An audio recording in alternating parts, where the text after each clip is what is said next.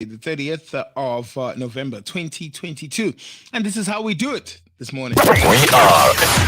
This is KNR Radio according to you. The Section 194 committee on Tuesday dismissed an application by Public Protector Busisiwe Mkhwebane to have two of its evidence leaders removed from the inquiry into her fitness to hold office. Mkhwebane's legal counsel, Advocate Dalimpofu, senior counsel, brought the application on Monday against advocates Nazreen Bawa and Ncumisa Mayosi. Although the evidence leaders made written submissions rebutting the accusations against them and Mkhwebane, submitting and answering affidavit, they were not given an opportunity to make oral presentations. The parliamentary legal advisor, Fatima Ibrahim, was allowed to reflect on Mkhwebane's application. There was initially an issue with the late submission of an affidavit by Mkhwebane's legal team. The judge said, I consider the fact that there's been no submission and that that is a train smash. We will proceed with the deliberations. Committee chairperson Kubudile Kyanti said. Now, the Good Party MP Brett Heron said, I don't think this case has been made that evidence leaders need to be removed. I ask that we manage actively what evidence is presented and manage in the matter in which it is presented. ACDP MP Marie Sukers said that the committee had ensured the process and procedure was fair to Mkhwebane. So it's going ahead, and Mkhwebane is going to have to answer Busisiwe Mkhwebane in looking at all the situations that are surrounding the legal counsel for her. Murder-accused celebrity Basha Musa is back on social media to continue where he left, where he was permanently suspended on Twitter in September. The controversial celebrity blogger is ruffling feathers on YouTube, and one of his victims is veteran actress and businesswoman Connie Ferguson.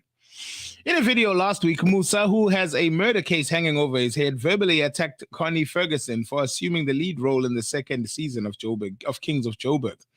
The Ferguson film's owner bid farewell to her character in The Queen last month, presumably to focus her attention on the Netflix series, which is due to premiere on the 27th of January 2023. After the actress shared a video of Netflix shows to look forward to, including Kings of Joburg cast, Musa verbally attacked her and used an expletive to describe her. The lead role was assumed by her late husband, Shona Ferguson, in the first season. Musa also claims that the actress Zikhona Sodlaga, Mandisa, the wife, should assume the lead role because, according to him, she's better than Connie. That bee needs to cast you. You must replace her in Kings of Joburg because I know you would wear that role better. Connie sits back and nurse your grandchildren and give people who are talented a chance, she said. So tweeps have called him out. Musa Kaula's words, however, did not sit well with Connie's fans as they called out for his commentary. I guess he's trying to be edgy or whatever it may be, but Mrs. Ferguson Mdala is an elder and rather distasteful lento ayenzayo. He can voice his opinion without being rude. Another tweet said, I blame those who enable this murderer. He killed somebody. Nothing entertaining about this. It is a crime to be in the spotlight that we all think is nasty or to bully others.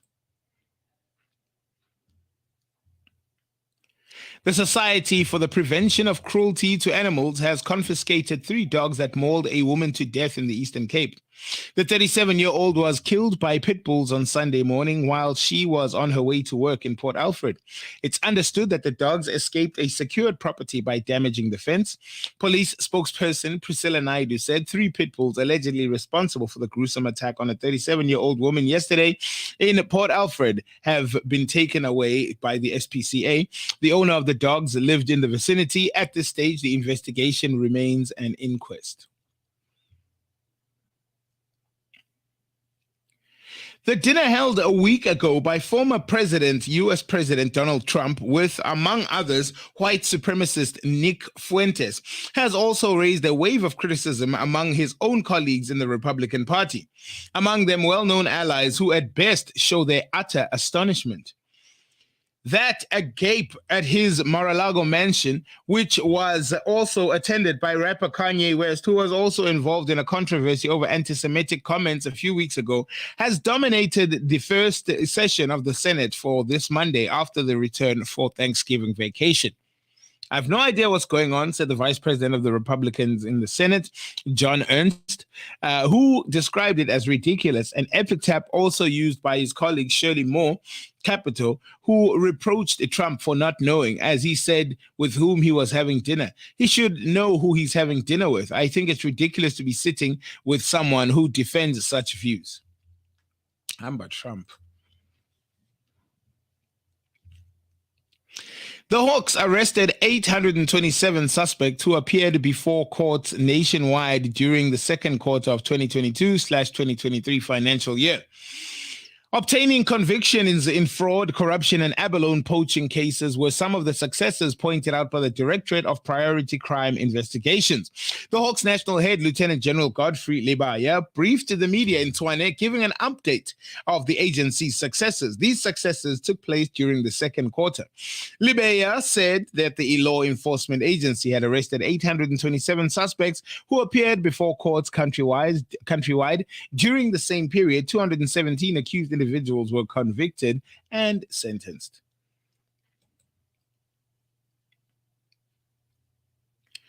Deputy Finance Minister David Masondo says he does not know suspended Joburg Roads Agency boss Tsepo Mahanuke, who claimed he was his mentor.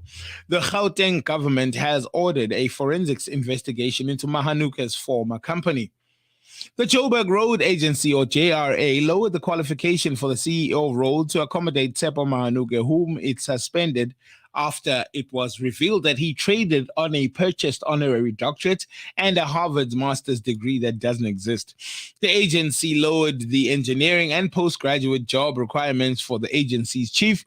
It boosted the salary to 3.5 million rand a year, more than double what the city's mayor Mpho Phalatse earns. She is an actual doctor and makes 1.4 million rand a year.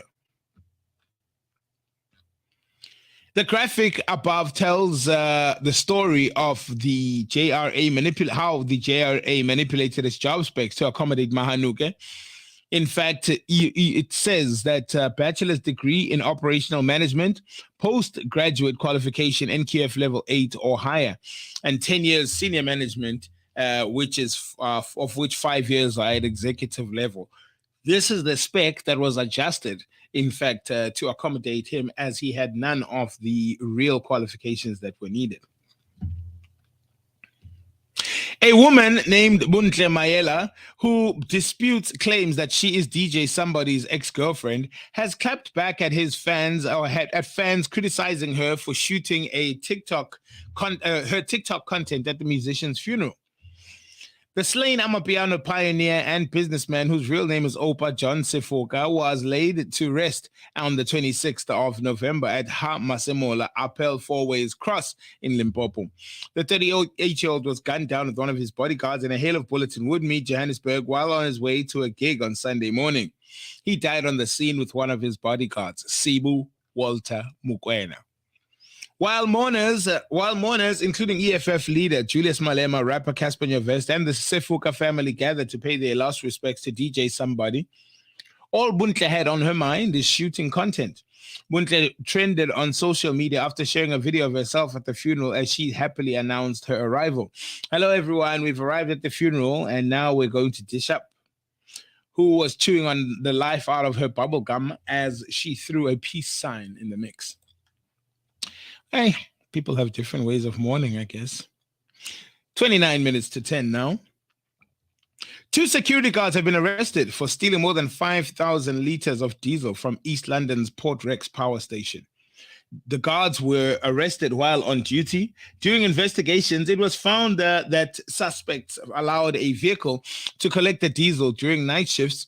They were also paid in return. The pair are expected in the East London Magistrates Court. Eskom says investigations are underway to identify other suspects. Today could mark the key turning point in President Cyril Ramaphosa's political future. An independent panel is expected to hand over the report to Parliament on whether or not Ramaphosa should face an impeachment inquiry. The three-member panel chaired by Chief Justice Sandile Ngcobo has been considered as a complaint from the African Transformation Movement. The panel also assessed whether Ramaphosa may have violated his oath of office in relation to the alleged cover-up on the burglary at Phala Phala Farm. Never before has Parliament exercised its impeachment rules to remove a president from office. It's thus the first time an independent panel has been appointed to assess such evidence. Earlier in November, Ngobo indicated that the panel would not be able to finish its job within the prescribed 30 days due to complexity of the matter. Parliamentary Speaker Nosviwe Mapisa Ngagula granted the panel extra time, and she will be handed the report by Justice Ngobo today.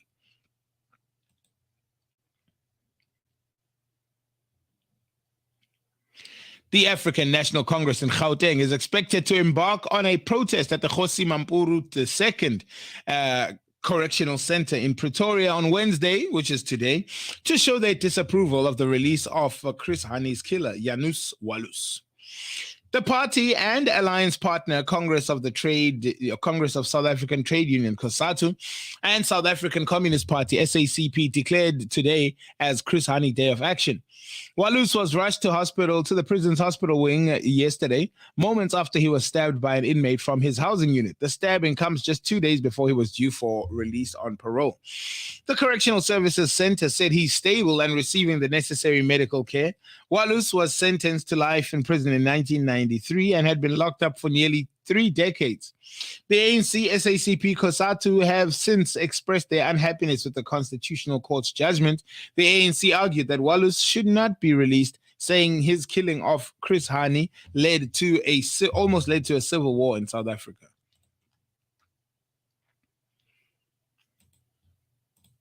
Finally, and further afield in this continent of Africa, Senegal have qualified for the first knockout stage on 2022 Qatar World Cup. The Teranga line beat Ecuador 2-1 in a pulsating encounter that arguably the best showing of African champions at the Khalifa International Stadium in Doha, Qatar. The important win ensured Senegal got 6 points, enough to sit second place in Group A, where the Netherlands led with 7, having easily gone past Qatar with a 2-0 win, a match played simultaneously with that of Senegal and Ecuador. Congratulations to them, and we look forward to seeing what's going to happen in the next round of football.